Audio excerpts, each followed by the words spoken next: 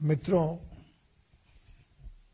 आज एक बहुत ही गंभीर समस्या देश के सामने और लोकतंत्र के सामने पश्चिम बंगाल में उभर के आ रही है।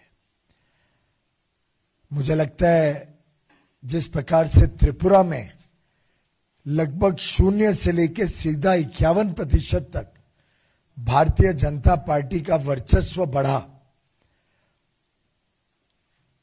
और पूरी तरीके से वहां पे सरकार को लोगों ने नकारा, लेफ्ट गवर्नमेंट को वहां से बाहर किया और भारतीय जनता पार्टी को पूरा वर्चस्व दिया राज्य सरकार को संभालने के लिए। इसी प्रकार से शायद पश्चिम बंगाल में भी आज ममता दीदी को चित्र उभरता हुआ स्पष्ट सामने दिख रहा है। वो डर गई हैं, ममता दीदी आज डर गई हैं। उनको साफ दिख रहा है भारतीय जनता पार्टी का बढ़ता हुआ वर्चस्व, भारतीय जनता पार्टी, प्रधानमंत्री श्री नरेंद्र मोदी जी का लोगों के बीच लगाव, लोकप्रियता, और हमारे राष्ट्रीय अध्यक्ष अमित शाह जी के लगभग हर कार्यक्रम में रोड़े अटकाने की, तकलीफें डालने की, अड़चने डालने की पूरी प्रयत्न में पश्चिम बंगाल की सरकार पूरी तरीके से जुट गई है। वैसे देखो तो हम रैली के लिए परमिशन मांगते हैं, रैली नहीं होने देते। हम यात्रा निकालना चाहते हैं, यात्रा को रोक दिया जाता है। माननीय अमित शाह जी के हेलीकॉप्टर तक को उतरने की परमिशन के लिए हर प्रकार की अड़चन डाली जाती है। नहीं, यहां नहीं उतार सकते, वहां उतारो, वहां नहीं उतार सकते, तीसरी जगह उतारो। अब सभा स्थान एक जगह पे मालडा में कल है। कल माननीय राष्ट्रीय अध्यक्ष अमित शाह जी मालडा में जनसभा को संबोधित करने जा रहे हैं। बगल में हवाई अड्डे पे चॉपर की लैंडिंग स्ट्रिप है। कह दिया जाता है वहां पे रिपेयर का काम चल रहा है और चॉपर अलाउ नहीं करेंगे। मैं तो अभी देख रहा था एक समाचार वेबसाइट में, उसका पूरा चित्र भी दिखाया गया है और एकदम क्लियर हेलीपैड की साइट है। कोई अड़चन नहीं है, कोई रिपेयर का काम नहीं चल रहा है, पूरा क्लीन है एरिया वहां पे। और हाल ही में थोड़े दिन पहले ममता जी का भी हेलीकॉप्टर वहां उतरा है, लेकिन अमित शाह जी के हेलीकॉप्टर का इतना खौफ है और मैं समझता हूं ये खौफ बार बार देखने को मिल रहा है। ये डर तृणमूल कांग्रेस का और ममता दीदी का स्पष्ट हो रहा है। जिस प्रकार से वहां पे राजनीतिक हत्याएं हो रही हैं, जिस प्रकार से वहां जब लोकल बॉडी के चुनाव थे, कैंडिडेट्स को अपना नामांकन पत्र नहीं भरने दिया, नॉमिनेशन फॉर्म नहीं भरने दिया, जिस प्रकार से दिन दहाड़े हत्याएं पश्चिम बंगाल में राजनीतिक कार्यकर्ताओं की हो रही हैं। हमने बाइक रैलीज निकालने की रिक्वेस्ट करी, उसको नामंजूर कर दिया। हमारे युवा शक्ति को, भारतीय जनता युवा मोर्चा के कार्यकर्ताओं को बाइक रैली की परमिशन नहीं दी। उल्टे कलकत्ता हाईकोर्ट को, राज्य सरकार को आड़े लेना पड़ा, सवाल पूछना पड़ा कि भाई क्यों मना कर रहे हो, एक बाइक रैली निकाल रहे हैं, कोई तकलीफ नहीं होनी चाहिए। आखिर कानून व्यवस्था राज्य सरकार का काम है। पीछे पंचायत चुनाव में 36 भाजपा के कार्यकर्ताओं की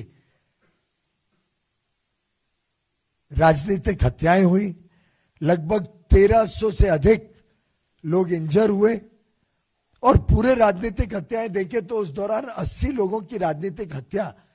किस प्रकार की कानून व्यवस्था आज पश्चिम बंगाल में चल रही है।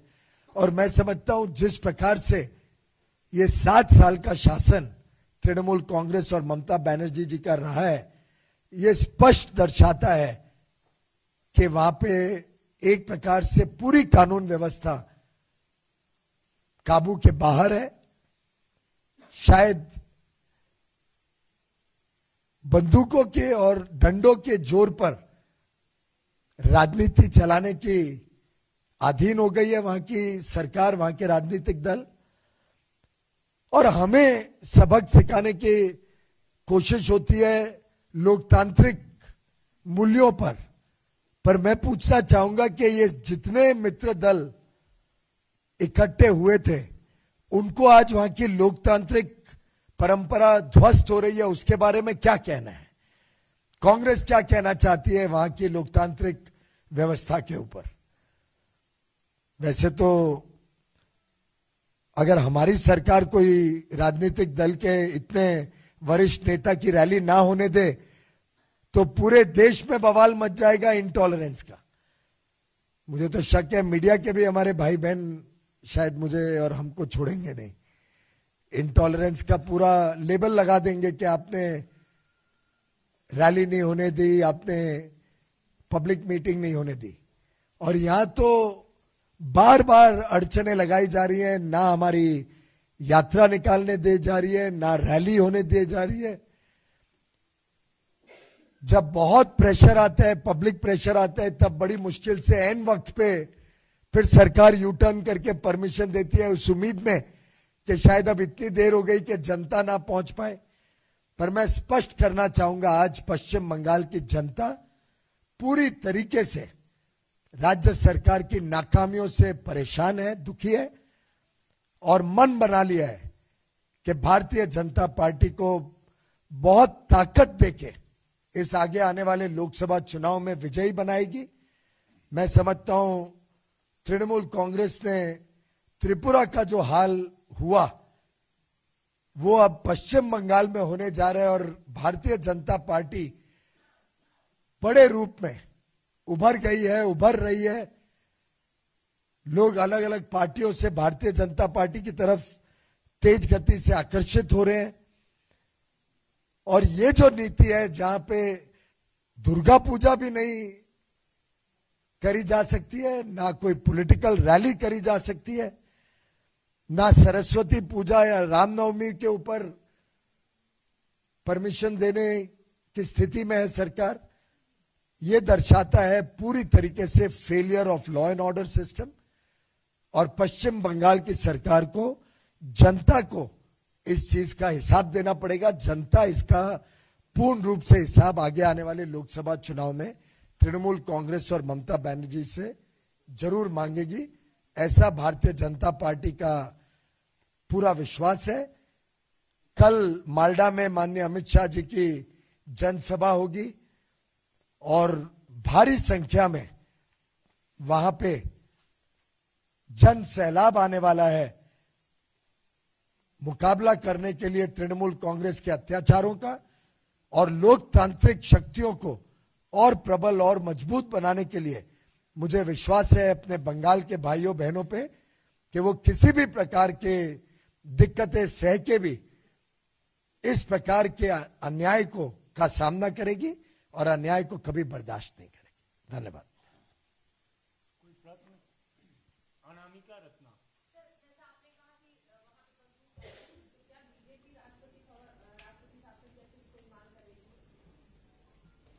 अब वो वहां पे परिस्थिति जैसी डेवलप होती है उस पर निर्णय लेंगे, वहां के हमारी इकाई इस पर निर्णय लेगी।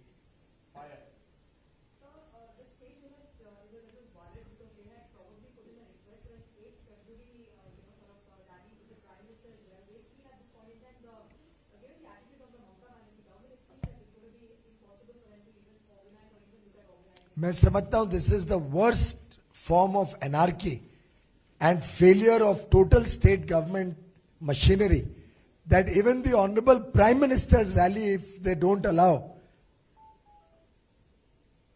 it's a complete collapse of the law and order system. And I think the leadership has failed in the state of West Bengal and probably extremely worried that the people of West Bengal have lost the trust of the state government. I think the leadership of Trinamool Congress is realizing that their days are numbered. The people of West Bengal, Paschim Bengal are looking for change. Thank you.